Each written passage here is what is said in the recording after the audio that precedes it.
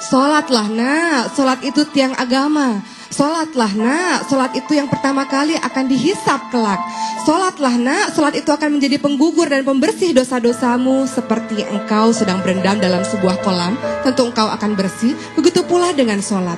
Sholatlah nak, sesungguhnya sholat akan mencegah perbuatan keji dan mungkar. Namun semua perkataan dari sang ibu tidak pernah diindahkan oleh anak laki-lakinya. Selama 30 tahun sang ibu terus-menerus menasehati anaknya, dan sang anak tidak kunjung juga untuk mendengar kalimat sang ibu. Bahkan terkadang anak tersebut marah. Maka selain menasehati, sang ibu juga terus berdoa, wahai Allah, jadikanlah aku dan keluargaku orang-orang yang mendirikan sholat, wahai Allah. Bercucuran air matanya karena begitu sedih sang anak tidak mau sholat juga. Lalu di usia 30 tahun, sang anak ini pun pada akhirnya menikah. Dan ketika menikah, 30 hari setelahnya, sang ibu datang untuk bertemu dengan anak laki-laki tersebut. Dan alangkah kagetnya sang ibu, karena ternyata anak laki-lakinya sekarang sudah sholat 5 waktu, tepat waktu, bahkan di masjid. Sang ibu pun pada akhirnya memanggil menantunya dan mengatakan, menantuku, terima kasih. Selama 30 tahun aku menyuruhnya sholat, dia tidak pernah mau sholat.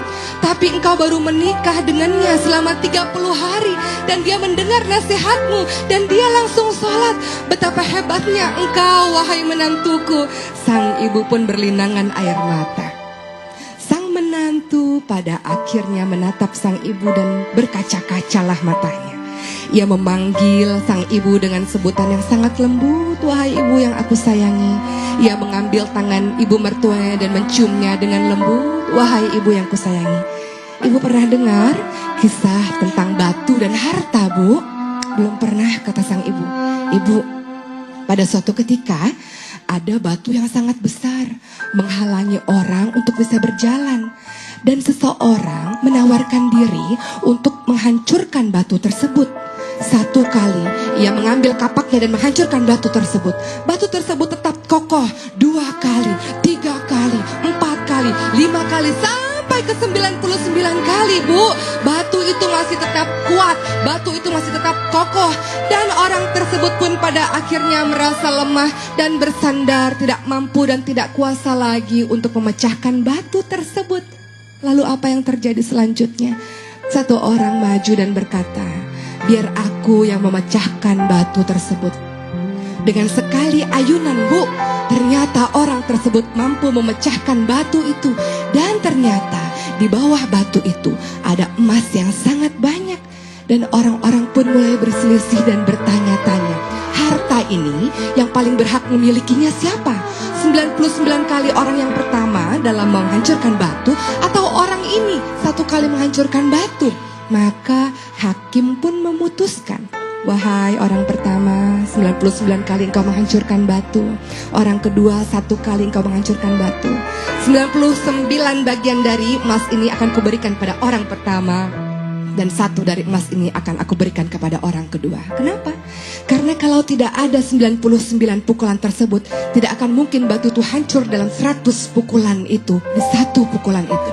Maka ibu, engkaulah yang hebat, Bu. Engkau yang menanamkan asas, engkau yang menanamkan dasar, engkau yang menanamkan bahwa anakmu itu sepatutnya adalah sholat. Aku hanya menyempurnakan saja, Bu. Aku hanya melanjutkan tugasmu sedikit saja, Bu. Engkaulah yang sejatinya kata-katamu terdengar oleh anakmu. Engkaulah yang sejatinya mengingatkan anakmu. Dan kalimat itu terpatri dalam pikirannya, terpatri dalam hatinya. Apalah aku ini, Bu, yang baru 30 hari mengenalnya. Tugasku sedikit saja, Bu. Engkaulah yang hebat, ibu mertuaku. Lihat betapa bangganya suamiku memiliki ibu yang sabar sepertimu. Lihat, jemaah yang dimuliakan oleh Allah. Ternyata luar biasa akhlak dari menantu wanita ini. Tidak pernah merasa aku hebat, tidak pernah merasa gara-gara aku suamiku hebat. Tidak, ia menyadari pengaruh besar dari seorang ibu yang telah berjasa untuk membentuk karakter sang suaminya. Inilah menantu idaman. Siapa itu? Yang menghargai jasa dari ibu yang membentuk anak laki-lakinya sehingga menjadi suami terbaik.